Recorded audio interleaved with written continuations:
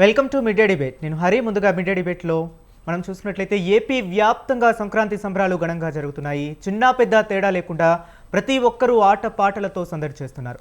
వేడుకల్లో భాగంగా నిర్వహించిన సాంస్కృతిక కార్యక్రమాలు అలరించాయి. ఒకవైపు కోడి పందాల బరుల జోరు, మరోవైపు ఈసారి పొట్టేళ్లు, ఎద్దుల బండ్ల పోటీలు ఆకట్టుకున్నాయి. అంబేద్కర్ కోనసీమ జిల్లాలో జరుగుతున్న ప్రబలోత్సవంలో చిరంజీవి కుటుంబ సభ్యులు సందడి చేశారు. ఈ అంశాలన్నింటినీ ఈరోజు మిడ్ డే డిబేట్లో చర్చిద్దాం. ఇక ఈ డిబేట్లో మనతో పాటు పాల్గొనడానికి లక్ష్మీ సన్నిధానం ఆధ్యాత్మికవేత్త జూమ్ లైవ్లో మనతో పాటు జాయిన్ అవబోతున్నారు. అదేవిధంగా బండారు రామ్మోహన్ రావు గారు విశ్లేషకులు మనతో పాటు జాయిన్ అవబోతున్నారు. లక్ష్మి గారు నమస్కారం అండి. నమస్కారం అండి. బండారు రామ్మోహన్ రావు గారు నమస్కారం అండి. సార్ మీ ఆడియో రావట్లేదు సార్, మ్యూట్లో ఉంది. మీకు నమస్కారం. మీకు లక్ష్మి గారికి కూడా నమస్కారం. మన వీక్షకులందరికీ కూడా ముందుగా సంక్రాంతి పండుగ శుభాకాంక్షలు. ఓకే లక్ష్మి గారు, మనం చూసుకున్నట్లయితే సంక్రాంతి అంటేనే ముగ్గుల పోటీలు, రంగవల్లులు, కోడి పందాలు, ఇవన్నీ పిండి వంటలు, ఆటపాటలు, సరదాలు ఇవన్నీ ఉంటుంటాయి. అయితే రంగవల్లులు కానీ, పిండి వంటలు కానీ, కోలాటాలు, ఇంకా డ్యాన్స్ ఇవన్నీ ఒక ఎత్తు అయితే కోడి పందాలు, జూదాలు, గుండాట ఇవన్నీ ఇంకొక ఎత్తు. వీటి వల్ల ఆర్థికంగా కూడా కొంతమంది నష్టపోతున్నారు. ప్రభుత్వం కూడా సరదాగా ఆడుకునే ఆటగా వీటికి పర్మిషన్ ఇచ్చినా కూడా అక్కడక్కడ మాత్రం ఇవి ప్రాణాలు తీసే స్థాయికి కూడా దిగజారుతున్నాయి ఈ పందాలు. అసలు వీటన్నిటిని ఓవరాల్గా మనం చూసుకుంటే కోడి పందాలు వద్దు అంటూ ఎప్పటి నుంచో చెప్తున్నా కూడా వీటిని కొంతమంది నిర్వాహకులు నిర్వహిస్తూ ఉన్నారు. వీటన్నిటిని ఏ విధంగా చూడొచ్చు అంటారు లక్ష్మి గారు? అంటే మీరు చెప్పినట్లండి, సంక్రాంతి అంటేనే పెద్ద పండగ, ఇది పెద్దల పండగ అంటారు. పెద్ద పండగ ఎందుకంటారయ్యా అంటే 4 రోజులు చేసుకునేటటువంటి పండగ కాబట్టి మనకి భోగి, సంక్రాంతి, కనుమ, ముక్కనుమ అనేటటువంటిది 4 రోజులు చేసుకుంటాం. మరి పెద్దలకు కూడా పెట్టుకుంటారు కాబట్టి దీన్ని పెద్దల పండగ అని కూడా అంటారు. పెద్ద పండగ అని ఇంకొక మాట ఎందుకంటారంటే మనకి భారతదేశం వ్యవసాయ ఆధారితంగా కలిగినటువంటి దేశం కాబట్టి ఈ పంట అంతా కూడా పౌష్యలక్ష్మి మన ఇంటికి చేరేటటువంటి సమయం కాబట్టి అందుకు గాను దీన్ని పెద్ద పండగ అంటారు. ఇక మీరు అడిగినట్లుగా ఈ పందాలు ఏవైతే ఉన్నాయో అవి శృతి మించి పాకాన పడుతున్నాయి. శృతి మించినంత వరకు అయితే బాగానే ఉంటుందండి. ఎందుకని అంటే మనం గమనించినట్లయితే తమిళనాడులో కూడా జల్లికట్టు అనేటటువంటిది ఉంది. కానీ దాన్ని సంప్రదాయం ప్రకారంగా అనేటటువంటి పండగ కింద చేసుకునేటటువంటిది, అంటే పూర్వపు నుంచి వచ్చేటటువంటి దీని ఉద్దేశంతో వారు అక్కడ కూడాను ప్రభుత్వం వారిని దీన్ని చాలా మంది కోరటం జరిగింది. ఇంతమంది ప్రాణాలు పోతూ ఉన్నాయి కాబట్టి దీన్ని మీరు బ్యాన్ చేయండి అంటే దీన్ని బ్యాన్ చేయడానికి వీలు లేదు అని చెప్పారు. కానీ దానికి తగ్గట్టుగా ఏర్పాట్లు చేసినా ఇవాళ మనం గమనిస్తున్నామో చాలా మంది ప్రాణాలు పోతున్నాయి. అదేవిధంగా ఇక్కడ మన ఉభయ తెలుగు రాష్ట్రాల్లో ముఖ్యంగా ఆంధ్రప్రదేశ్లో గమనించుకున్నట్లయితే కనుక ఈ కనుమ పండగ అనేటటువంటిది పల్లెల్లో చాలా సంబరంగా చేసుకునేటటువంటి పండగ. ఎందుకయ్యా అని అంటే ఈ సంవత్సరం అంతా కూడా కష్టపడినటువంటి రైతన్నకి ఒక ఊరటగా ఉండేటటువంటిది. అంటే వారికి కూడా మనకి మనసుకి ఆహ్లాదంగా ఉండేందుకు గాను ఎవరో పెద్దలు ఏర్పాటు చేసి ఉండవచ్చును. అలా తరతరాలుగా వస్తూ ఉన్నది ఈ పండగ అనేటటువంటిది. ఈ కర్మ పండగ రోజున ఈ విధి విధానం అంతా కూడా. అయితే అది సరే చేస్తూ ఉన్నాం సరదాగా అని చెప్పి తర్వాత ఈ కోడి పందాలు కానీ, ఎడ్ల పందాలు కానీ, పొట్టేలు కానీ ఇవన్నీ కూడా ఏవైతే ఉన్నాయో అవన్నీ కూడాను కొద్దిగా ధనం పెట్టి పెడితే ఎలా ఉందని ఎవరో అనుకుని ఉండొచ్చు అక్కడ కూడా. అలా దాన్ని ఒక చెప్పాలంటే ఈ మాట నేను మీడియా పరంగా చెప్పకూడదు, అదొక వ్యసనంగా మార్చేసుకుంటున్నారు. అది ఏదైతే మనకి పూర్వపు నుంచి ఒక పద్ధతిని సరదాగా జరుపుకుంటూ మనసుకి ఆహ్లాదంగా ఉందో అది అంతవరకు పెడితేనే బాగుంటుందని నా అభిప్రాయం అండి. ఎందుకంటే ప్రభుత్వాలు కూడాను పెట్టుకోండి మీరు అని చెప్పి పర్మిషన్ ఇచ్చాయా, గవర్నమెంట్ పర్మిషన్ ఇచ్చిందా, లేకపోతే కనుక న్యాయస్థానాలు పర్మిషన్ ఇచ్చాయా అంటే ఎంతవరకు ఇచ్చాయి అంతవరకు మాత్రమే మనం దాన్ని సద్వినియోగం చేసుకోవాలి. అంతేగాని కుటుంబాలు విచ్ఛిన్నమైపోయి కుటుంబాలు ఒక సంవత్సరం అంతా జరిగినటువంటి ఏదైతే వాళ్ళు కష్టపడినటువంటి కష్టం ఉందో ఆ కష్టానికి ప్రతిఫలంగా వచ్చినటువంటి పౌష్యలక్ష్మి ఇంటికి వచ్చిందని ఆనందంతో సంబరంతో కుటుంబ సభ్యులందరూ కలిపి బంధుమిత్రులందరితో కలిపి చేసుకునేటటువంటి పండగ కాబట్టి ఈ పండగ సరదాగా దీన్ని కూడా పెట్టి ఉండవచ్చును. అట్లా ఏమిటంటే వాటికి కూడాను ఆ మూగ జీవులకి కూడాను ఆ పశువుల్ని మరి ఈ రోజున పశువుల పండుగ అంటాం. మనం పశువుల్ని ప్రత్యేకంగా పూజిస్తాం. మా చిన్నతనంలో మా అమ్మమ్మ గారింటో గమనించినట్లయితే చక్కగా గొడ్ల సావిడంతా కూడా శుభ్రం చేసి అక్కడే దానికోసం ప్రత్యేకంగా వండి ఆ తర్వాత వాటికి పట్టు వస్త్రాలని మనం ఏ విధంగా అయితే జాకెట్ మెజర్మెంట్స్ ఇస్తామో అదే విధంగా వాటికి కూడాను పట్టు వస్త్రాలను మెజర్మెంట్స్ తీసుకొని చక్కగా కుట్టించేవారు. ఇంకా కొంచెం శక్తి ఉన్నవారైతే ఈ వెండితో ఈ కొమ్ములు డెక్కలు ఇవి కూడా తయారు చేయించేవారు. ఇదంతా ఉండేది. అంటే శక్తానుసారం చేసుకుంటూ వచ్చారు అలాంటివన్నీ కూడా. అయితే వాటిలో భాగంగానే ఇది కూడా ఉన్నది. ఎలా ఎంతవరకు అంటే అది సరదా కోసం ఉంటేనే బాగుంటుంది కానీ ఆ ఇంకా కొంచెం పూర్తిగా లోపలగా వెళ్ళిపోయి అందరూ కూడాను అనవసరమైనటువంటి దీనికి పోయి ఆర్భాటాలకు పోయి అప్పులు సప్పులు చేసినటువంటి వారు కూడా ఉన్నారు. ఎప్పుడైతే వారికి ₹1 వచ్చిందో ఇంకొక ఈ చేతి మార్పిడి అనేటటువంటి జరుగుతుంది కదండి.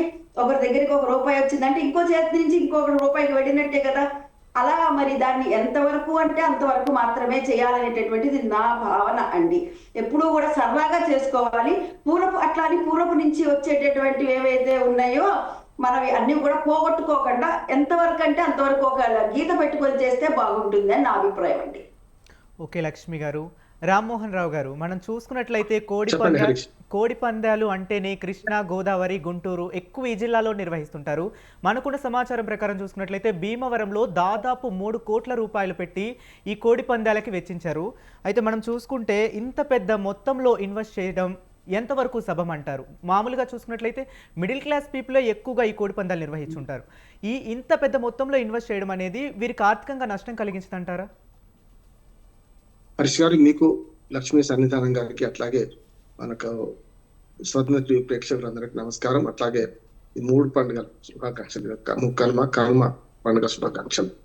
నేను అడ్వకేట్ గా మీరు అడిగే దాని ప్రశ్నకు సమాధానం చెప్పాను. కొంచెం పండుగల గురించి ఒక 2 నిమిషాలు మాట్లాడుకున్నాను. ఎందుకంటే లక్ష్మి గారు చాలా వరకు వివరించారు. దానికి అదనంగా కొంత సమాచారం ఇచ్చే ప్రయత్నం చేస్తాను. మనకు పండుగలు, హిందూ పండుగలన్నీ కూడా రకరకాలుగా ఉంటాయి. అంటే కొన్ని సాంప్రదాయబద్ధంగా, కొన్ని ఏమో భక్తి శ్రద్ధలతో, కొన్ని ఆనందోత్సాహంతో జరుపుకునే పండుగ. ఇది ప్రకృతి పండుగ. అంటే మనకు సాంప్రదాయబద్ధంగా అంటే ఉగాది సాంప్రదాయబద్ధమైన పండుగ. భక్తి శ్రద్ధలు అంటే శివరాత్రి, చవితి, వినాయక చవితి, ఈ భక్తి శ్రద్ధలతో కూడా. ఆనందోత్సవం అంటే దసరా, దీపావళి ఇట్లాంటివన్నీ ఆనందోత్సవం. ఈ 4వ రకం పండుగ. యాక్చువల్గా 3వ పండుగ. ఈ 3 రోజుల్లో సంక్రమణం గురించి కొంచెం సైన్స్ కూడా చెప్పుకోవాలి మనం. ఎందుకంటే చాలా మందికి అనుమానం ఏంటంటే ఆధ్యాత్మికవేత్త వారికి లక్ష్మి గారి బాగా తెలుసు, కానీ సామాన్య ప్రజలకు మిగతా హిందూ పండుగలన్నీ వెనకపోతుంటాయి, మళ్ళీ ముందుకు వస్తుంటాయి, తిథులు మారినాక ఎందుకు వస్తాయి. కానీ సంక్రాంతి పండుగ మాత్రం మరి 14, 15, 16 అంటే యాక్చువల్గా సంక్రాంతి ఇప్పుడు 15 వస్తుంది, 2007 దాకా 14 వచ్చింది. మరి 14 జనవరి ఎందుకు వచ్చింది? మిగతా పండుగలాగా వెనక ముందుకు ఎందుకు పోదు అనే దానికి కూడా అనుమానం ఉంటుంది. దాని గురించి నేను చెప్పే ప్రయత్నం చేస్తాను. సైన్స్ కూడా మన సైన్స్ కు సంబంధించిన పండుగ, ఖగోళ శాస్త్రానికి సంబంధించిన పండుగ ఇది. ఎందుకంటే మనకు మిగతా పండుగలన్నీ కూడా మనకు 3 రకాల మానాలు పాటిస్తాం. మనం చాంద్రమానము, మనకు సౌరమానము, బృహస్పతి మానం, 3 మానాలు పాటిస్తాం. మన తెలుగు పండుగలన్నీ కూడా చాంద్రమానం ప్రకారం వస్తాయి. కానీ ఇది సూర్యమానం ప్రకారం వస్తుంది. 14 జనవరి కానీ 15 రావడానికి కారణం సూర్యమానం ప్రకారం వస్తుంది. అంటే ఖగోళాన్ని 360 డిగ్రీలకు విభజిస్తే 12 రాసులుగా విభజిస్తే మళ్ళీ ఆ లెక్క ఈ లెక్క సమానం. మనం కూడా 12 రాసులు అంటాం, 27 నక్షత్రాలు అంటాం హిందూ పండుగలో. కనుక ఈ 2 వివరిస్తే చేస్తే ఏంటంటే మనకు హిందూ పండుగలలో ఈ తేడా ఎందుకు వస్తుంది మిగతా అన్నిటికంటే, ప్రతి నెల 30 రోజులు కాదు మనది. యాక్చువల్గా చాలా సంవత్సరాలు బృహస్పతి మానం అయితే 4 రోజులు తక్కువ ఉంటుంది. ప్రతి సంవత్సరం 4 రోజులు తక్కువ ఉంటుంది. మనది 11 రోజులు తక్కువ ఉంటుంది. చాంద్రమానంలో ప్రతి సంవత్సరానికి 11 రోజులు తేడా. అంటే చూడండి, మీ తిథులు కలిసి వస్తుంటాయి, అటు ఇటుగా డబుల్ వస్తుంటాయి. కనుక దీనిలో చూసుకుంటే 11 రోజులు తక్కువ వస్తాయి కనుక ప్రతి సంవత్సరం 354 రోజులకే మన సంవత్సరం అవుతుంది, తెలుగు సంవత్సరం. అది ఉగాది నుంచి మళ్ళీ ఉగాది వరకు, అంటే మనకు పాల్గొన మాస అమావాస్య వరకు. కానీ మన హిందూ సౌరమానం ప్రకారం ఏంది 365 రోజులు 5 గంటల 24 నిమిషాలకు ఒక్క సంవత్సరం అవుతుంది. అప్పుడు అక్కడ ఏం చేస్తున్నాం మనం, ప్రతి 4 ఏళ్లకు ఒకసారి లీప్ ఇయర్ కలుపుకొని ఒక ఫిబ్రవరి 29 పెట్టుకుంటాం. అప్పుడు ఏమైందంటే మన సమానం వస్తుంది. అంతేందుకు గడియారాన్ని కూడా కొన్ని 10-20 సంవత్సరాలకు ఒకసారి 2 సెకండ్లు 3 సెకండ్లు 1 నిమిషం మార్చుకుంటుంటారు, ఎక్కువ తక్కువ అవుతుంటాయి. అది కూడా ఆ సమయాన్ని పాటించడానికి మొత్తం ప్రపంచవ్యాప్తంగా వరల్డ్ టైం అంట. అందుకని ఇక్కడ ఏమైందంటే మీకు హిందూ పండుగలు 11 రోజులు వెనక్కిపోతుంటాయి. కానీ మనం ఏం చేస్తామంటే 2వ సంవత్సరం కానీ అధిక మాసం అని పెట్టుకొని 3వ సంవత్సరానికి మళ్ళీ అధిక మాసంది కలుపుకొని మళ్ళీ పండుగలు సమానం చేసుకుంటాం. అదే ముస్లింల పండుగలు కూడా వాళ్ళది చాంద్రమానం. కానీ వాళ్ళు ఏం చేస్తారు, రంజాన్ పండుగ ఎండాకాలం, చలికాలం, వానకాలం వెనక్కిపోతూనే ఉంటుంది. అంటే ఒకసారి వచ్చిన పండుగ 11 రోజులు వెనక్కిపోతుంటుంటే సంవత్సరం తిరిగే కల్లా 11 రోజులు వెనక్కిపోతుంటే 10 సంవత్సరాలకైతే 110 రోజులు వెనక్కిపోతుంది. కానీ మనం ఏం చేస్తాం, కాలమాన పరిస్థితులు బట్టి వాతావరణాన్ని బట్టి మనం ఏదైతే ప్రకృతి పరంగా ఏర్పడిన పండుగలు కనుక ఇవన్నీ కూడా సమానం కలుపుకోవడానికి అధిక మాసం పెట్టుకున్నాం. అట్లాగే అధిక మాసం పెట్టుకోవడంతో పాటు ఏం చేసినామంటే ఇది ఒక్కటి మాత్రం మనం దానికి సంబంధం లేదు కనుక ప్రతి 14ని 15 ఇప్పుడు 15కి వస్తుంది సంక్రాంతి. ఎందుకు వస్తుంది దానికి కూడా లెక్కున్నది. మనం ఏం చేస్తామంటే ప్రతి సంవత్సరం ఈ యాక్చువల్గా సంక్రమణం అంటాం కదా, 12 రాసులు అంటే సూర్య సంక్రమణం. దీన్ని బట్టి మకర రాశిలోకి ధనుసు రాశి నుంచి మకర రాశిలోకి మారినప్పుడు మాత్రమే సంక్రాంతులు అంటున్నాం. అన్ని సంక్రాంతులు 12 సంక్రాంతులు వస్తాయి సంవత్సరానికి. 12 సంక్రాంతులు ఒక్కొక్క ప్రత్యేకత ఒక్కటి ఉంది. కానీ కాలం మారే మనకు ఈ పండుగ ఇది. అంటే సీజన్ మారుతుంది. సీజన్ మారగానే చాలా మంది ఏమంటే సూర్యుడు మకర రాశిలోకి ప్రవేశిస్తున్నాడు కాదు, మన భూమి తిరుగుతుంటది. సూర్యుడు ఎక్కడున్నాడు అక్కడనే ఉంటాడు. భూమి మాత్రం తిరగడం వల్ల ఈ వాతావరణాలు అవన్నీ మన కాలాలు అటు ఋతువులు ఏర్పడతాయి. అంటే మనం పెట్టుకున్న లెక్క అంటే ఎంత సైన్స్ లెక్క అంటే మనం ఏదైతే ఋతువులు ఏర్పడుతున్నాయో ఋతువులలో ఈ మనకు ఈ చివరి మాసం అవుతుందో 14 తర్వాత కాలం మొత్తం మారుతుంది. అందుకని ఉత్తరాయణం పుణ్యకాలం. సరే, పురాణాల గురించి లక్ష్మి గారు నాకంటే బాగా చెప్తారు, కానీ సమస్య కాదు. బండారు రామ్మోహన్ రావు గారు, మనం చూసుకున్నట్లయితే కొంతమంది ఈ కోడి పందాలను ఇది సరదా ఆట అని కూడా కొంతమంది అంటున్నారు. దాన్ని ఏ విధంగా చూడొచ్చు? ఈ సరదా ఆట నిజంగా? ఖచ్చితంగా కొంచెం అక్కడ వచ్చే ముందు నేను కంటిన్యూ చేస్తాను, ఎందుకంటే సగం లక్ష్మి గారు మన అడిగాను సార్, నేను లక్ష్మీ సన్నిధానం గారిని ఇప్పుడు అడిగాను. 2 విషయాలు చెప్తాను. అంటే ఇప్పుడు మనకి ఏంటంటే ఈ క్లారిటీ ఉండాలి. తెలుగు హిందూ పండుగలన్నీ కూడా సాంప్రదాయబద్ధంగా ఎంత జరుపుకుంటామో సైన్స్ కూడా అందులో ఉంది అని చెప్పడం కోసం నా ప్రయత్నం. అందుకని 14 జనవరి నుంచి కానీ 15 జనవరి నుంచి కానీ సూర్య సంక్రమణం ఉంటున్నాం, మకర సంక్రమణం అంటున్నాం కదా, అప్పటి నుంచి మనకు పూర్తిగా కాలం మారుతుంటుంది. అంటే మనకు భూమి తిరగడంలో సూర్యుడికి దూరంగా పోయినప్పుడు తక్కువ ఎండబడుతుంది, దగ్గరగా వచ్చినప్పుడు ఎక్కువ పడుతుంది. అందుకని మనకు సైన్స్ లో 4 ఉన్నాయి. అదే సేమ్ పాటిస్తున్నాం మనం ప్రతి 3 నెలలకు ఒకసారి. యాక్చువల్గా 4 నెలలు కానీ 3 నెలలకు ఒకసారి మనం మారుతుంటాం. ఎందుకు? మనం చూడండి, రాత్రి పగలు 2 సమానంగా ఉండే రోజులు కొన్ని ఉంటాయి. మీకు జూన్ లో వస్తుంది, మళ్ళీ మనకు డిసెంబర్ లో వస్తుంది. రాత్రి పగలు సమానంగా ఉంటాయి. మార్చిలో వస్తుంది, సెప్టెంబర్ లో వస్తుంది రాత్రి పగలు సమానం. అట్లాగే ఎక్కువ రాత్రి తక్కువ పగలు ఉండేది ఉంటుంది. డిసెంబర్ 21 ఆయన అంతం అంటాం. డిసెంబర్ 21 నాడు రాత్రి ఎక్కువ పగలు తక్కువ. అదే జూన్ లో వచ్చే ఆయన అంతంలో ఏముంటది అంటే పగలు ఎక్కువ రాత్రి తక్కువ ఉంటుంది. దానికి కారణం ఏంటంటే సూర్యునికి దూరంగా పోయినప్పుడు ఒక రకంగా ఉంటుంది, దగ్గరగా పోయినప్పుడు ఒక రకంగా ఉంటుంది. అట్లాగే మార్చి 21, సెప్టెంబర్ 23 ఈ 2 రోజులు కూడా మీకు సమానమైన అంటే 12 గంటల పగలు 12 గంటల రాత్రి. అంటే భూమధ్యంలో చూసుకుంటే అంతర్జాతీయ దినరేఖను చూసుకుంటే అట్లా వస్తుంది మనకు. ఇవన్నీ సైన్స్ సంగతులు. అందుకని మనము ఒకనాడు ఈ ఋషులు అంటే వాళ్ళందరూ కూడా ఒక సైంటిస్టులే ఒక రకంగా చెప్పాలంటే. ఈ పండుగ నిర్ణయం కానీ ఇవన్నీ కూడా అట్లా చేశారు. ఇది చాలా పెద్ద చరిత్రగా నేను టకటక చెప్పుకొస్తాను. మొట్టమొదటి ఏంటంటే ఈ ఋతువులు మారడానికి కానీ లేకుంటే కారణం ఏం చెప్పాను, సంక్రాంతి పండుగ కూడా నేను చెప్పాను.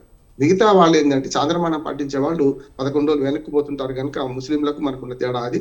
ఈ సంక్రాంతి పండుగ సైన్స్ పండుగ, దాంతో పాటు మన భూమికి సంబంధించింది, సూర్యునికి సంబంధించింది కనుక ఆ పండుగ 14 వస్తుంది. దీనిలో కూడా 3 రకాలు. 2007 దాకా 14 మనకు జనవరి పండుగ వచ్చింది. 2008 నుంచి 15 వస్తుంది. ఈ మధ్య ఎన్ని రోజులు వస్తుంది? అట్లా 72 సంవత్సరాలు వస్తుంది. 72 సంవత్సరాల తర్వాత 73వ సంవత్సరం నుంచి మళ్ళీ ఏమైంది అంటే ఇప్పుడు వచ్చేది 16 వస్తుంది. అంటే ఇప్పుడు మనకు 2007 నుంచి అంటే 2081 దాకా ఇదే 15కి వస్తుంది ప్రతిసారి కూడా. సంక్రమణాలు కూడా తేడా అయిందంటే 20 నిమిషాలు తేడా ఉంటుంది కదా ప్రతి సంవత్సరం సంక్రమణం. అట్లా చూసుకుంటే మన 4 రోజులకు మన 3 రోజులకు ఒక నిమిషం తేడా వస్తుంది. అట్లా చూసుకుంటే మొత్తం అంతా కలిసి 72 సంవత్సరాలకు ఒకసారి ఈ మారుతుంటది. 14 పోయింది, 15 పోయింది, మనం బతుకున్న 16కి వచ్చేదాకా 2081 తర్వాత ఉంటాం. అందుకనే ఈ పండుగలలో మీరు అడిగిన ప్రశ్న దగ్గరికి వస్తాను. నేను నిజంగా ఆనందోత్సాహాలతో జరుపుకునే పండుగలను మనం ఎందుకు వ్యాపారాత్మకం చేసుకున్నాం? ఒకటి. రెండోది మీరు అన్న కోడి పందాలు ఇవన్నీ గురించి మాట్లాడుకుందాం. ఎక్కడొచ్చింది సమస్య అంటే అసలు కోడి పందాలు ఎట్లా మొదలైనవి అంటే మనకు పల్నాటి యుద్ధం చూడండి. అంటే అప్పటి నుంచి రికార్డు ఉంది మనకి. పల్నాటి యుద్ధం నుంచి మనకు తెలుస్తుంది. కుక్కుడు శాస్త్రం అని ఉంటుంది. అట్లాగే మనకు పండుగల గురించి నిర్ణయం గురించి వాటి వేట్లలో మన దీని గురించి కూడా రకరకాల పుస్తకాలు కూడా ఉన్నాయి మనకు. ఆ పుస్తకాలలో చెప్పిన దాన్ని బట్టి మనకు క్రీస్తు శకం 9వ శతాబ్దం నుంచి మనకు కొంతవరకు అందుబాటులో ఉంది. ఇదంతా కుక్కుడు శాస్త్రం కానీ ఇవన్నీ కూడా మనకు. దానిలో నాగమ్మ గారు ఎప్పుడో వెనకట మన తెలంగాణకు సంబంధించిన ప్రాంతం అట. అప్పుడు వెలమలకి రెడ్లకి మధ్య పోటీ ఉండేది కనుక అట్లా అంటే నాయుడు బ్రహ్మనాయుడు వెలమైతే వీరు రెడ్డి, ఏది నాగమ్మ గారు. అట్లా ఆనాడు శౌర్యానికి ప్రతీక కాదు, యుద్ధాలు చేస్తే ప్రజలు నష్టపోతారు. కురుక్షేత్ర యుద్ధం వల్ల ఎంత నష్టపోయింది? 18 లక్షల సైన్యం నష్టపోయింది. మనుషులు నష్టపోకుండా ఈ కోళ్లకు మధ్య యుద్ధం పెట్టి ఏ కోడి గెలిస్తే వాళ్ళు గెలిచినట్టు అనే దాంతో మొదలైన పందాలు ఇవాళ వ్యాపారాత్మకంగా మారి దుర్మార్గంగా కోట్ల రూపాయలు నష్టపోతూ ఇవాళ దాకా 10 ఎకరాలు నాశనం, రేపటికన్నా పేదవాడైపోతున్నాడు దుర్మార్గంగా. రేపు పొద్దున వరకు వికారైపోతున్నాడు. దీనికి కారణం ఏంటంటే ఎప్పుడు కూడా కొన్ని వ్యసనాలను మనం నిషేధించి ఆపలేము హరీష్. ఎట్లా అంటే సుప్రీంకోర్టే, నేను అడ్వకేట్ చెప్తున్నాను, 1960లో ఒక తీర్పు ఇచ్చింది. అంతకుముందు ఉమ్మడి మద్రాసు రాష్ట్రంలో మనకు ఉండేది ఒక తీర్పు ఏంటంటే మద్యపానము, జూదము, వ్యభిచారాన్ని నిషేధించి ఆపలేము మనం. దీన్ని ఏం చేయాలి? నియంత్రించాలి. రెండోది ప్రజల్లో అవగాహన కల్పించాలి. ఇప్పుడు మన ప్రజలకు అవగాహన కల్పించింది ఏంటంటే ఈ జూదము వీటి వల్ల నష్టపోయే మీరే, నష్టపోకండి, ఆస్తులు నష్టపోకండి అని చెప్పి వాళ్ళకి అవగాహన కల్పించడం వల్ల ప్రభుత్వాన్ని ప్రోత్సహిస్తుంటే ఇంకెవడేం చేస్తాడు? కంచే చేని వేసినట్టు ముఖ్యమంత్రులు, మంత్రులు రామోత్సవాలు చేస్తుంటే ఎట్లా సాధ్యం అవుతుంది? కనుక దీన్ని లీగల్ గా అంటే సామాజికంగా అరికట్టి మనలాంటి వాళ్ళని ప్రచారం చేయాలి. ఈ కోడి పందాలు ఆనందానికి వాడుకోండి, ఆనందానికి మంచిగా ఉండండి, నష్టం లేదు. కానీ విషాదంగా మార్చకండి, ఆత్మహత్య చేసుకోండి, హత్య చేస్తున్నారు. ఇక్కడ డిబేట్ కొనసాగించే ముందు లక్ష్మి గారు, మనం చూసుకున్నట్లయితే కనుమ రోజు కాకైనా కదలదు, అందువల్ల ప్రయాణాలు కూడా చేయొద్దు అంటూ మన పెద్దవాళ్ళు చెప్తారు. ఇది ఒక నానుడి కూడా ఉంది, కనుమ రోజు ప్రయాణాలు చేయకూడదు అని. అసలు ప్రయాణాలు చేస్తే ఏమన్నా అరిష్టమా? దీని వెనుక ఉన్న ఆంతర్యం ఏంటంటారు? అసలు దీనికి అనేక కారణాలు మనం శోధించినట్టయితే కనబడుతుందండి. కనుమ నాడు కాకైనా కదలదు అంటే పూర్వం ఇప్పట్లాగా 2 వీలర్ 4 వీలర్ లేదు కదా. సాధనాలు, ప్రయాణ సాధనాలు అంటే ఎడ్ల బండ్లు, మహా అయితే గుర్రపు బండ్లు. ఎక్కువగా ఎడ్ల బండ్లనే వాడేటటువంటి వారు. ఎందుకంటే గుర్రపు బండ్ల కంటే ఎడ్ల బండ్లలో ఎక్కువ మంది పడతారు కాబట్టి. అలా ఎడ్ల బండే సాధనంగా ఉంటూ ఉండేది. ఎందుకు ఈ రోజున పశువుల్ని పూజిస్తున్నాము? సంవత్సరం మొత్తం కూడా మనకి ఈ వ్యవసాయానికి ఎంతో మనకి చేదోడు వాదోడుగా ఉంటూ సహాయ సహకారాలు అందిస్తున్నటువంటి ఎడ్లని ఈరోజు మనం పూజించుకుంటున్నాము. పూజించుకుంటూ వాటికంతా కూడా ప్రత్యేకమైనటువంటి ఆహారము, వస్త్రధారణ ఇవన్నీ కూడాను బహుమతులుగా రూపంలో వాటికి ఇస్తూ ఉంటాం మనం.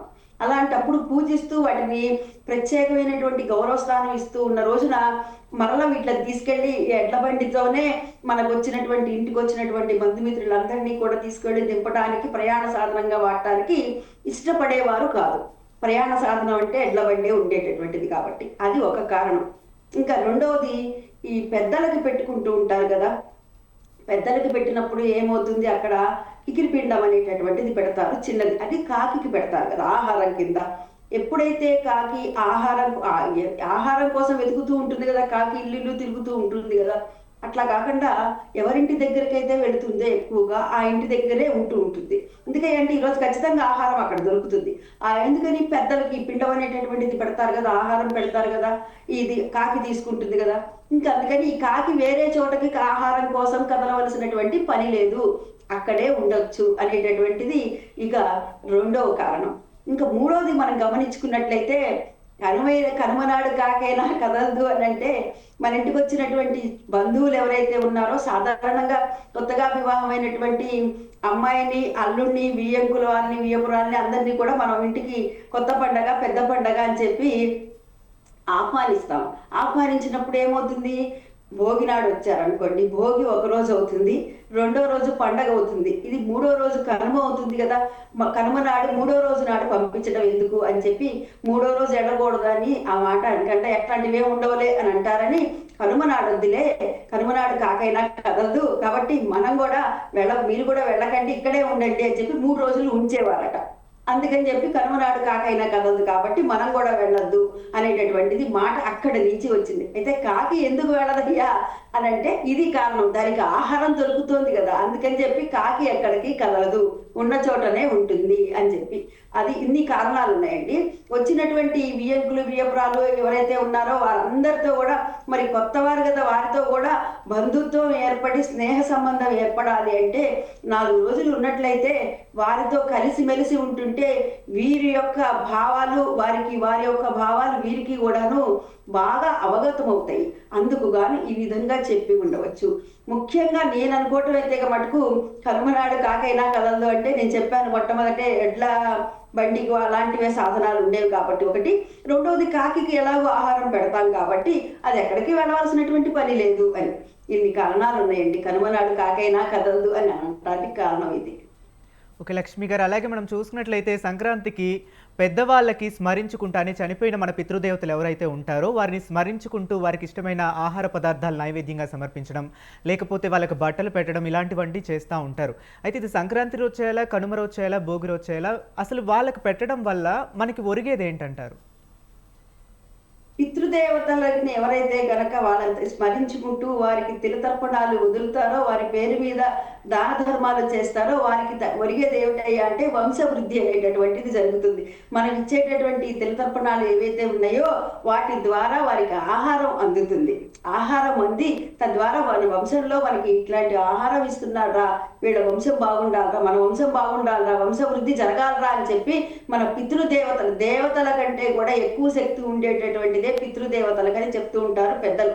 కాబట్టి పితృదేవతల యొక్క అనుగ్రహం ఎవరింట ఉంటుందో వారి ఇంట అష్టైశ్వర్యాలు ఉండటంతో పాటుగా వారి వంశవృద్ధి అనేటటువంటిది కూడాను జరుగుతుంది. ఇది ఒకటమ్మా. రెండోదండి, మీరు అడిగారు ఏమండి భోగి రోజు చేయాలా, సంక్రాంతి రోజు చేయాలా, కనుమ రోజు చేయాలా అంటే ఉత్తరాయణ పుణ్యకాలం వస్తుంది మనకి సంక్రమణ రోజు, అంటే సంక్రాంతి పండగ రోజునే. అంటే దక్షిణాయనానికి ముందు రోజు భోగి. ఈ దక్షిణాయనం అయిపోయి ఉత్తరాయణ పుణ్యకాలం ప్రవేశించిన తర్వాత దాన ధర్మాలు, ముఖ్యంగా పెద్దల్ని తలుచుకొని ఈ తిలతర్పణాలు వదులుతారు. వదిలి కూష్మాండ దానం అని బూడిద గుమ్మడికాయని తగినంత బియ్యము అవి ఎవరి శక్తానుసారం వారండి, ఆ సేరుంబావు తక్కువ లేకుండా పోసి 2 పండ్లు తాంబూలము దక్షిణ అవి అన్నీ కూడా ఇచ్చి, వారికి శక్తి ఉందా బస్తా ఇచ్చేటటువంటి వారు కూడా ఉంటారు. వారి శక్తానుసారం ధాన్యం ఇచ్చి దానిపైన 2 పండ్లు తాంబూలము ఇవన్నీ కూడాను పెట్టి కూష్మాండం అంటే బూడిద గుమ్మడికాయని దానం ఇస్తారనమాట. చేసి ఇచ్చిన తర్వాత వాళ్ళకి తిలతర్పణాలు వదులుతారు. ఈ విధంగా అయితే ఎవరింటైతే జరుగుతుందో వారింట అనారోగ్యాలు కానీ ఇలాంటివన్నీ కూడా ఉండవు, వారింట మనోభిష్టాలన్నీ కూడా సిద్ధిస్తాయని. కానీ సంక్రాంతి రోజునే ఈ విధంగా పెద్దలకి చేసేటటువంటిది. ఇలాంటి ఆనవాయితీ కొందరికి ఉండదు.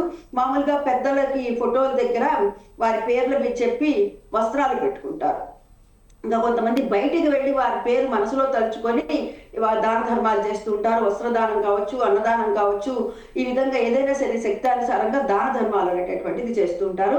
ఇది సంక్రాంతి రోజున చేయడం చాలా మంచిది. అందుకనే మన పూర్వీకులు ఆలోచించి ఈ ఉత్తరాయణ పుణ్యకాలంలో ఆ మగవాళ్ళు చేసే పని ఇదైతే ఆడవాళ్ళకు కూడా కొన్ని చెప్పారండి. పసుపు కుంకాలు ఇచ్చుకోమన్నారు. ఇచ్చుకోమంటే మనకి ఇచ్చుకుంటారా పసుపు కుంకాలంటే మనం ఏం చేస్తామంటే చేద్దాంలే తర్వాత చేద్దాంలే అని అనుకుంటాం. ఉత్తరాయణం అంటే మనకి 6 నెలలు ఉంది అనేటటువంటి ఆలోచనలో ఉంటాం. అందుకని చెప్పి మన పెద్దవాళ్ళు ఈ రోజునే చేయండి అని చెప్పడానికి చక్కగా ముందు రోజున భోగి రోజున గొబ్బెమ్మలు పెడతాము, బొమ్మలు పెడతాము, పిల్లలకి భోగి పళ్ళు పోస్తాం కదా.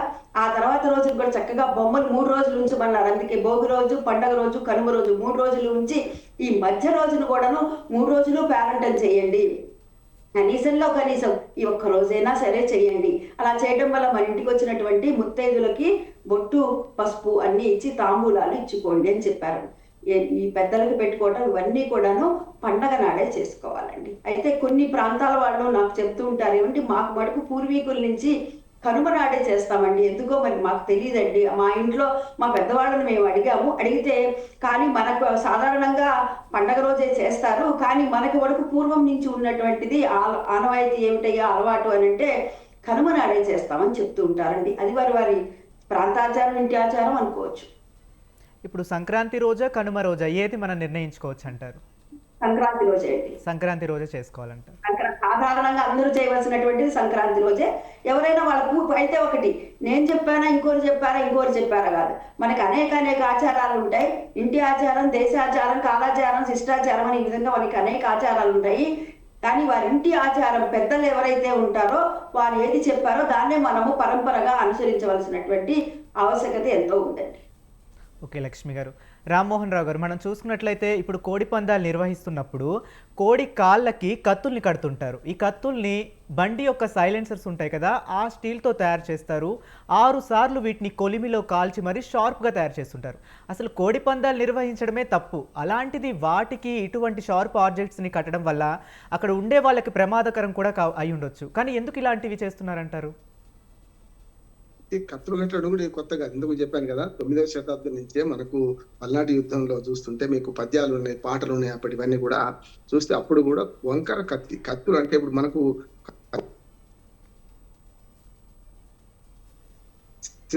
కత్తి పొడుగు ఉంటుంది కత్తి. కానీ ఇక్కడికి వచ్చాక అలా వంకర ఎందుకు కట్టారంటే మనకు ఏమంటారు దాన్ని మన చికెన్ నెక్ అంటాం కదా, కోడి ఇట్లా ఉంటుంది. అంటే దాన్ని ఒకే దెబ్బకు పోరాటం ముగియాలి, మొత్తమే ఎదుటి కోడి చంపాలంటే వంకర కత్తి కట్టాలని. అంటే ఏమైందంటే ఎప్పటి నుంచో ఉన్నది, కానీ ఆనాడు వీరత్వానికి లేకుంటే దేశాన్ని గెలుచుకోవడానికి ప్రతీకలుగా మానవహరణం ఉండొద్దని పెడితే ఇవాళ ఏం చేస్తున్నాం అంటే మానవహరణం ఉన్నది ఇందులో చూస్తున్నాం. కోడికత్తు కేసులు ఎన్నో చూస్తున్నాం. కనుక ఇవాళ ఎక్కడికి వచ్చిందంటే చివరికి జూదము, వ్యభిచారము, మద్యపానం అన్ని కలగలిపి మారుతున్నాయి ఇక్కడ. కనుక కత్తి కట్టడం తప్ప. అందుకని సుప్రీంకోర్టు ఏమన్నదంటే మీరు వాస్తవానికి జల్లికట్టును కానీ దీన్ని నిషేధించలేము అని తెలిసి ఏమన్నదంటే మీరు 3 ముక్కల ఆట ఆడడం తప్పు, రెమ్మీ అయితే స్కిల్ గేమ్ ఆడుకోండి, డబ్బులు పెట్టొద్దు. అట్లాగే కోడి కత్తి కట్టడం తప్పు, మన కోడి పందాలు ఆడుకోండి, మనకు మీ సాంప్రదాయంగా ఆడుకుంటే తప్పు లేదండి. అందుకని ఆ వెసులుబాటుని ఆధారం చేసుకొని ఇప్పుడు 3 ముక్కల ఆటను కూడా ఇందులో ప్రవేశపెట్టి రెమ్మీ స్కిల్డ్ గేమ్ అని చెప్పి పేకాట క్లబ్బులు మన హైకోర్టులో పిటిషన్ వేస్తే అనుమతించారు హైకోర్టు కూడా. దీన్ని కూడా అంతే, కత్తి కట్టడం నేరం. కోళ్ళ పోటీలు పెట్టుకోండి, ఆహ్లాదకరంగా ఉండండి, మంచిగా చేసుకోండి, అంతేగా దాటొద్దని. ఇంతకుముందు మన దీని గురించి చెప్పాలంటే దేశాచారం బట్టి కూడా కొన్ని ప్రాంతాల్లో మారుతుంటాయి. ఇప్పుడు తెలంగాణలో ఆల్మోస్ట్ కోడి పందాలు లేనే లేవు. ఒకనాడు పుట్టింది ఇక్కడి నుంచే. 9వ శతాబ్దం చూసుకుంటే మీకు చరిత్రకాలం చెప్పేదంతా ఇక్కడి నుంచి పుట్టింది. కానీ ఇవాళ తెలంగాణలో కోడి పందాలు మనం కనుమరుగు ఎందుకు అయిపోయినాయి అంటే ఎప్పుడు సాగు భూమి పెరిగి నీటి తిరువ ఉండి సంపద ప్రోగవుతుందో అప్పుడు కొంత ఎప్పుడు కడుపు నిండితే వేరే ఆలోచనలు వస్తాయి. కనుక అట్లా వచ్చిన ఆలోచనలు కాటన్ దొరగా రానాడు మనకు మన అటు ధవళేశ్వరం బ్యారేజ్, ఇప్పుడు ప్రకాశం బ్యారేజ్, అంతకుముందు పాతది ప్రకాశం బ్యారేజ్ కంటే ముందు కట్టడం వల్ల కొంత ఆర్థిక సమృద్ధి ఏర్పడ్డ ప్రాంతాలలో ఇవి పెద్ద కొనసాగినాయి, పెరిగినాయి. ఎక్కడైతే దుర్భిక్ష ఉందో అక్కడ తగ్గినాయి. ఉదాహరణకు ఇప్పుడు ఆచారాలు కూడా చూసుకుంటే హరీష్, మనకి ఇప్పుడు ఇది ఉంది కదా, మనకు ఏది మన పెద్దలకు బియ్యం ఇచ్చేది. ఒరిజినల్ గా ఈ ప్రకృతి పండుగ కనుక చాలా వరకు దసరా, దీపావళి తెలంగాణలో ఎక్కువ చేసుకుంటారు. ఎందుకు? మెట్ట పంటలు ఉంటాయి ఇక్కడ. మెట్ట పంటలు ఏమైతే మొక్కజొన్న ఇట్లాంటి ఏమిటో దసరా, దీపావళి మధ్యన వచ్చేస్తాయి. మీరు చూడండి, మనకు ఆశ్వీజయ శుద్ధ మన పాడ్యం కంటే ముందు భాద్రపద అమావాస్య వస్తుంది కదా, పెద్దల మాస అంటారు ఇక్కడ తెలంగాణ. పెద్దల మాస అంటే ఇది పెత్ర మాస అంటారు దాన్ని. పెద్దల మాస అంటే ఆ రోజు బియ్యం ఇచ్చి ఉంటుంది. యాక్చువల్ గా ఇప్పుడు సంక్రాంతి పండుగ ఆంధ్రప్రదేశ్ లో ఆంధ్ర ప్రాంతంలో ఎట్లా చేస్తారు, పెత్ర మాస అనే పేరు మీద అప్పుడు ఇస్తారు.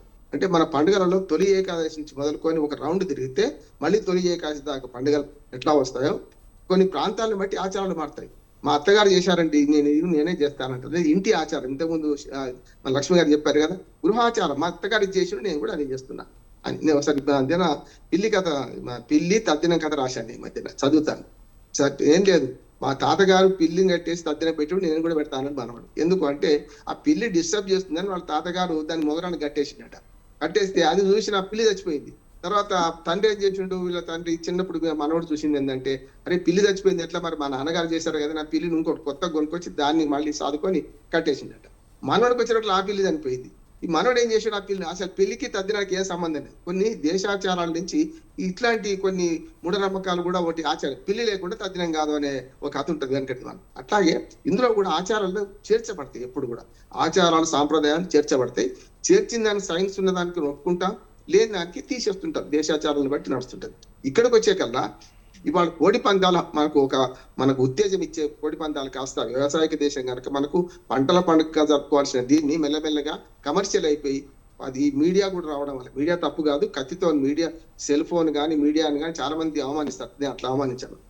ఇప్పుడు కత్తితో కూరగాయలు పోయొచ్చు, మిడకాయలు పోయొచ్చు, కోసేవాడి తప్పు, మీడియా తప్పు కాదు. అందుకని మనం ఏది చూస్తున్నాం ఇది నేర్చుకుంటాం, దాన్ని బట్టి ఉంటుంది అన్నట్టు. మనం కంప్యూటర్ ద్వారా అనేక విజ్ఞానం నేర్చుకుంటున్నాం. ఇలా నిమిషాల్లో సమాచారం అంతా మన అరచేతిలో ఉంటుంది. కనుక దాన్ని వాడి తప్పు అంటున్నాడు. ఇవాళ ఆచారాలు ఉండాల్సింది, ఆచారాలను వాడే పద్ధతి తప్పైనప్పుడు దాన్ని ఏం చేయాలి, మనం కమర్షియల్ నుంచి మనకు దేశీయ ఆచారాలు ఎట్లా ఉండే సంగతి. ఇప్పుడు మీరు పెట్టే ప్రోగ్రామ్ మంచిది, అభినందిస్తున్నాను. లక్ష్మి గారిని నన్ను పిలవడం వల్ల మేము సమస్య కాదు ఇక్కడ.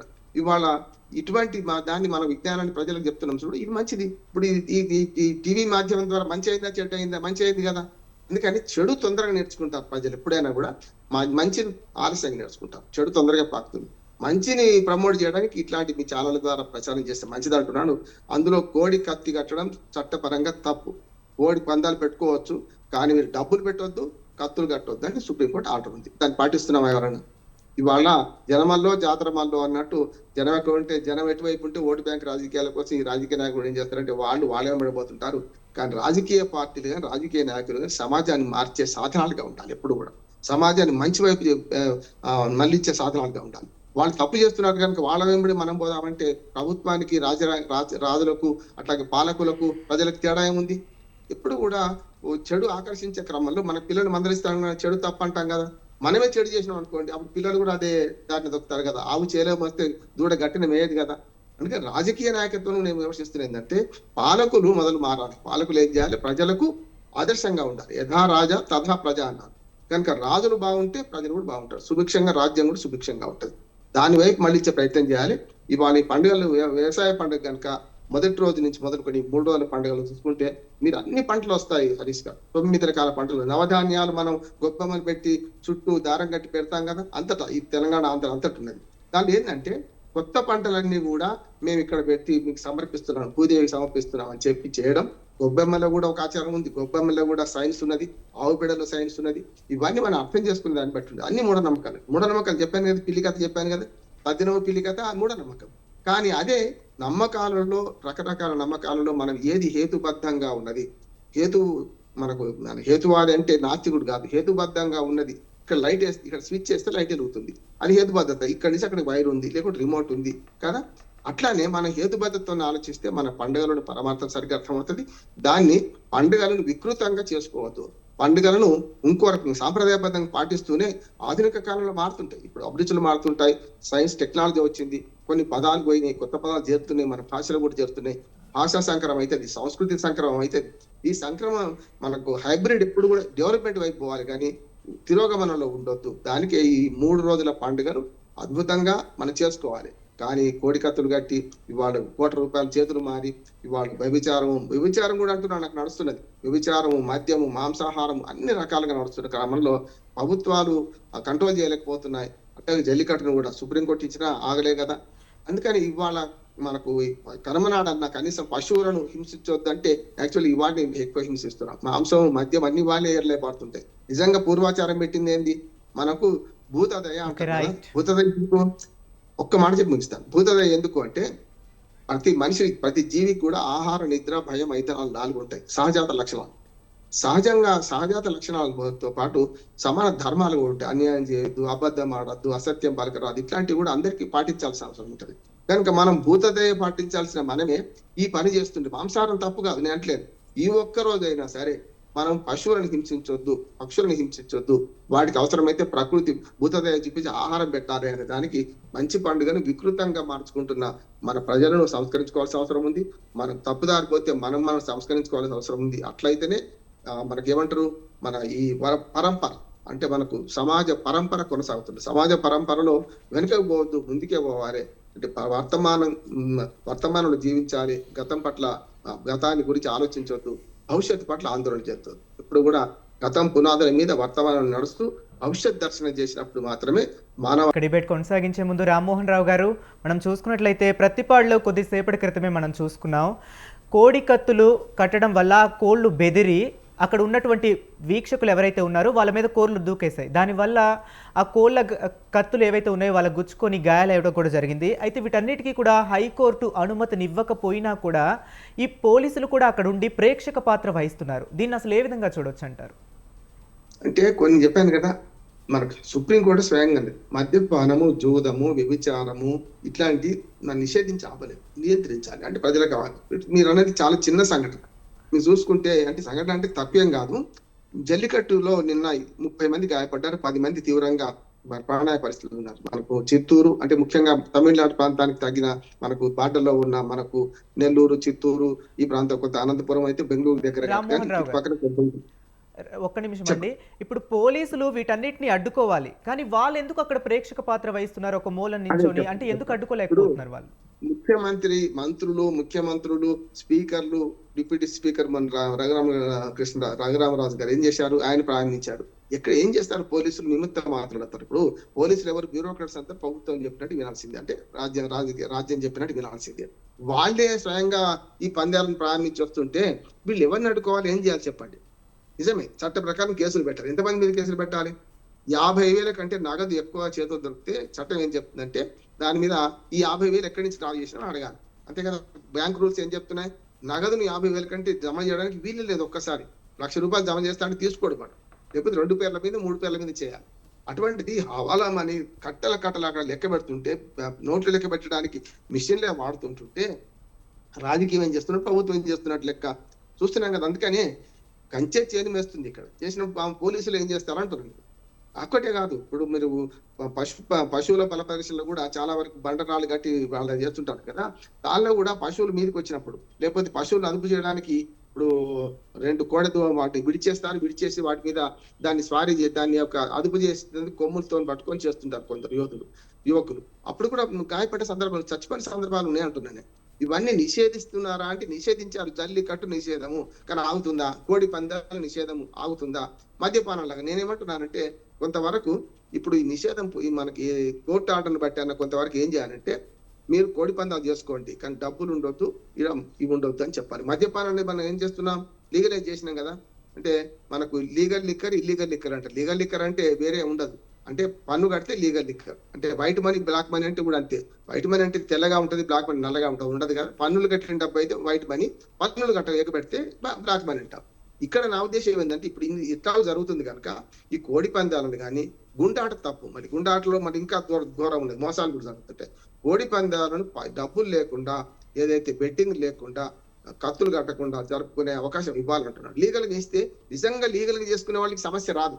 ఇప్పుడు కొందరు నిజంగానే బాగా చేసుకుందాం. ఇప్పుడు ఈ మధ్యన మనం చూసినాం కదా, విజయవాడ మన పశ్చిమ గోదావరి జిల్లాలో కానీ, లేకుంటే రాజమండ్రి దగ్గర మన మహిళలందరూ కూడా కోడి పందాలు మేము తక్కువ తిన్నాం, అది మేము సమానమే కదా అని మొన్న పెట్టారు. వాళ్ళలో ఈ డబ్బులు లేవు, వాళ్ళ దానిలో డబ్బులు ఉన్నా కూడా ఇంత పెద్ద కోళ్ళ కత్తులు కట్టడం లేదు. అందుకనే ఏదైనా సరే సమాజాన్ని సంస్కరించే దిశగా పోవాలి తప్ప మొత్తం నిషేధించడం, రేపటికల్లా 144 సెక్షన్ విధించడం అంటే కష్టమే. ప్రజలు ఆనందోత్సాహాలు జరుపుకునే పండుగలను విషాదంతంగా మార్చకుండా ఉండాలని ప్రయత్నం చేయాలి. మీరు అన్నది జరిగింది, కాదంటలేదు. కానీ పోలీసులు ఏమి చేయలేకపోవడానికి పోలీసులు నిర్దిస్తే లాభం లేదు.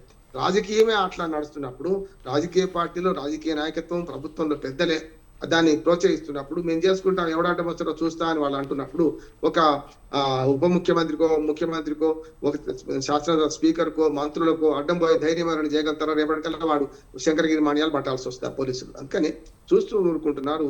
కొంతవరకు అప్పుడప్పుడు కేసులు చేసినా నామమాత్రంగా చేస్తున్నారు, చూస్తున్నారు. సాంప్రదాయ పేరు మీద ఇట్లాంటి అరాచకాన్ని సహించొద్దు, కరెక్ట్ కాదంటున్నాను. దానివల్ల సమాజంలో నేను చెప్పినా కదా, హత్యలు పెరుగుతున్నాయి, కుటుంబాలు ఛిద్రమై నాశనం అయిపోతున్నాయి, పిల్లల మీద పుస్తకాలు కూడా తీసుకొచ్చి అమ్మేసుకుంటున్నారు. ఇవన్నీ చూస్తున్నాం అని అంటే ఈ దుర్మార్గం చూసుకుంటే చేస్తున్నారు. కనుక కొందరేమో సంపాదించిన వాడు కూడా అక్కడే ఖర్చు పెడతారన్న. ఇప్పుడు హరీష్ మీరు ఎట్లా అంటే అక్కడ సంపాదించిన వాడు మళ్ళీ అక్కడే పందెం పడుతున్నాడు. ఎక్కడ కూడా గతంలో సినిమా తీస్తే బాక్స్ ఆఫీస్ దగ్గరనే పేదోడు అవుతాడు నిర్మాత, బాక్స్ ఆఫీస్ దగ్గరనే ధనవంతులు అవుతారు అన్నట్టు ఈ జూదంలో వచ్చిన డబ్బు ఎప్పుడు కూడా ఆ జూదంలో ఖర్చు అవుతుంది. మళ్ళీ దాన్ని ఇంకా ఆశ ఉంటది కదా మనిషికి, అంటే ఆ ఆశ వల్ల ఇంకా నష్టపోతున్నారు. కనుక దీన్ని పోలీసులు ఆపలేదు అని అంటే వాళ్ళ ప్రభుత్వం తప్పు, ప్రభుత్వం నడిపించే వాళ్ళ తప్పు అంటున్నాను. ఓకే రైట్ రామ్మోహన్ రావు గారు. లక్ష్మి గారు, మనం చూసుకున్నట్లయితే ఈ భోగి రోజు పులగం వండటం, లేకపోతే సంక్రాంతి రోజు హరిదాసులు రావటము, డూడు బసవన్నలు, ఈ వేషధారులందరూ మనకు సంక్రాంతి రోజే కనిపిస్తారు. అసలు ఎందుకని వీళ్ళందరూ ఆ టైంలోనే మనకు కనిపిస్తూ ఉంటారు? భోగి రోజున భోగ భాగ్యాలని అనుభవించే రోజునే దానికి అర్థమే భోగి అండి. ఈ రోజునే మనకి గోదా కళ్యాణం అనేటటువంటిది కూడా చేస్తాము. అమ్మవారు విల్లుపుత్తూరులో వటపత్ర సాయిగా ఉన్నటువంటి కృష్ణుణ్ణి పూజించింది, రంగనాథుడుగా భావించి విష్ణు చిత్తుడు అనేటటువంటి భట్టనాథుడు అసలు ఆయన పేరు. ఆ భట్టనాథుడికి విష్ణువు పొద్దుగూకులు కూడా చిత్తమునందు అంటే మనసునందు కలిగినటువంటి వాడు కాబట్టి ఆయన కాలక్రమేణా విష్ణు చిత్తుడుగా వచ్చారు. విపరీతమైనటువంటి కృష్ణ భక్తుడు.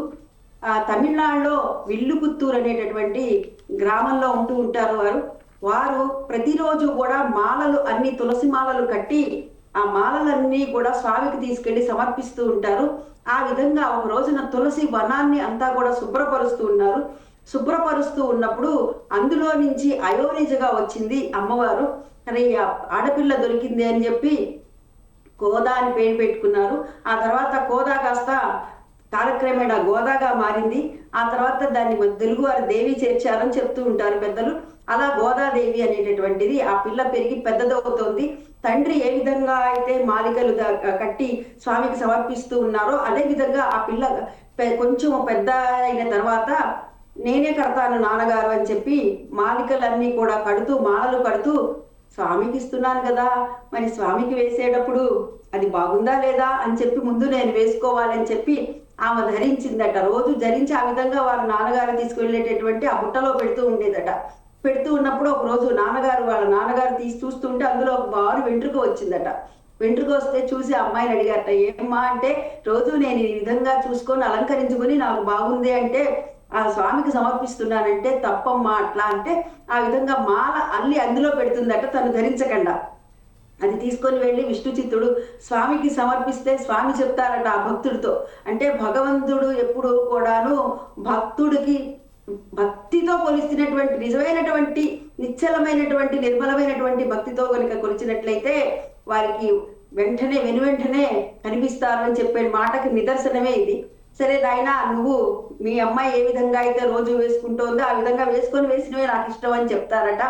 చెప్తే ఆ విధంగా ఆ అమ్మాయిని రోజు వేసుకోవడం ఇవ్వటం, అలా 30 రోజుల పాటు కూడాను ధనుర్మాసంలో రోజుకు ఒక్కొక్క పాసురాన్ని గానం చేసిందట గోదాదేవి.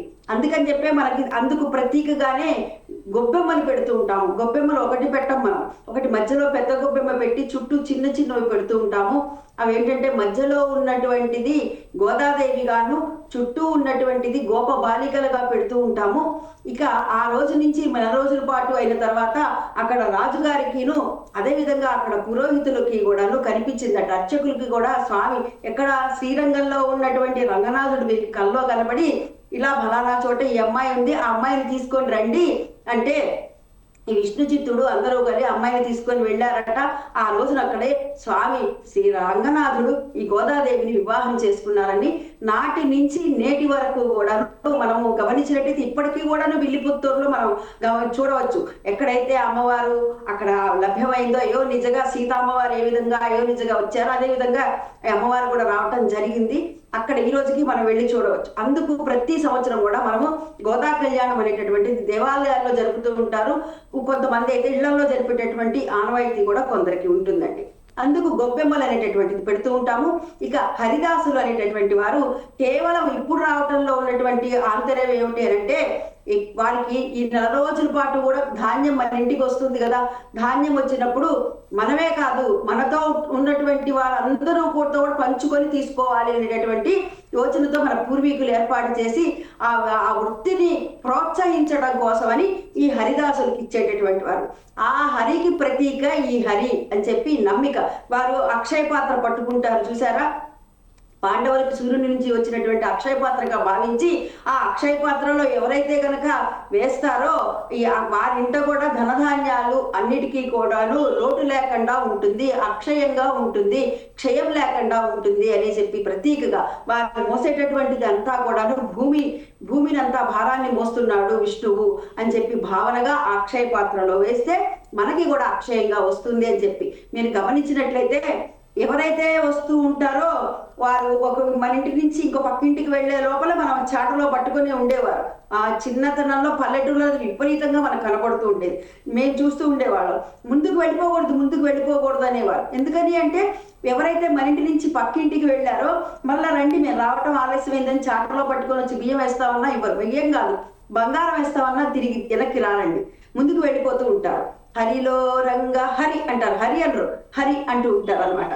అందుకని మనకున్నటువంటి ధాన్యాన్ని వారికి కూడా ఇవ్వదు. ఇలా 4 రోజుల పాటు తెల్లవారుజామునే ఈ విధంగా సుప్రభాత సేవతో మొదలు పెట్టుకుని రామనామ కీర్తనలు, విష్ణువుకు సంబంధించినటువంటి కీర్తనలన్నీ పాడుకుంటూ చక్కగా అన్ని ముగ్గుల్ని చూసుకుంటూ ఆ గొబ్బెమ్మని పిల్లలందరూ కూడాను, మేము కూడా చిన్నతనంలో అలాగే తెల్లవారుజామునే పెట్టేవారు. అలా అవన్నీ ఆ ఇల్లు తిరుగుతూ ఉండేవారు. కానీ వీరి ఇంటికి వెళ్ళిన తర్వాత కూడా 4 రోజులు ఇచ్చినటువంటి ధాన్యాన్ని అంతా కూడాను పక్కనే పెడతారండి. పెట్టి మళ్ళీ సంవత్సరం వరకు కూడా ఈ ధాన్యాన్నే వాడుకుంటూ ఉంటారు.